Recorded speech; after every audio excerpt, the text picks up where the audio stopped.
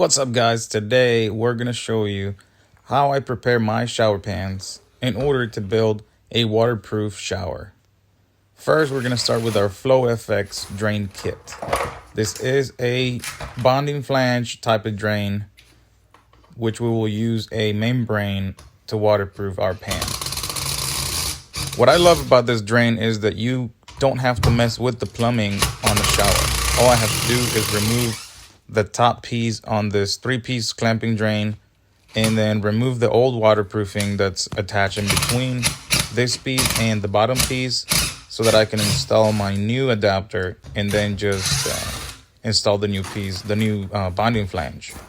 This saves a bunch of time because if I didn't have this adapter, I would have to actually mess with the plumbing. In my case, I am not a licensed plumber, so I would have to call the plumber and waste a bunch of time, let alone having to pay even more money for the customer. So by removing this piece, this collar, we're going to take it up. You can see the old waterproofing was a shower pan built with fiberglass. And now we're going to replace it with a topical waterproof shower pan with our Latticrete hydroband membrane. So every time you buy a FLOFX kit, it's going to come with this collar. It is an adapter that you can later just glue the bonding flange onto. You can add it two different ways. You saw me putting it down and then up.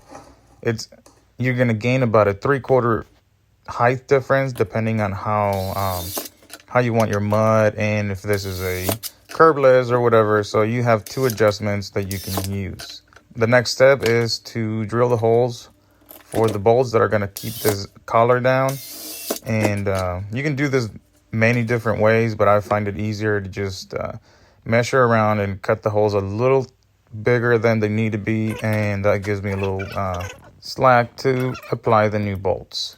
We're going to use our hydroband sealant in between the clamping drain and our adapter.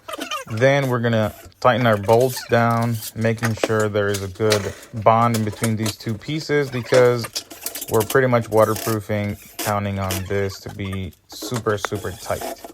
Once we have all the bolts all the way down tight, we're going to use our PVC glue, primer and glue to get our bonding flange down. And super easy. Like I said, you can do this on your own, no plumber needed.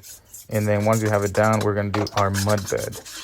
I love doing mud bed. You can use a foam pan, but usually in this scenario, I would have to get a custom shower base, and that takes time. That takes about 4 or 5 days, sometimes even more.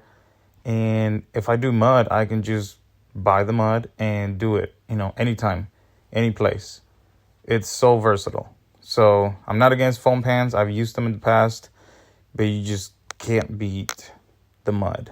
Versatile, like I said, you can do any size, shape, depth at any given point, and you're still good. So we're doing a 1/4 inch per foot drop on this. That's the necessary drop slope for the water to go into the drain.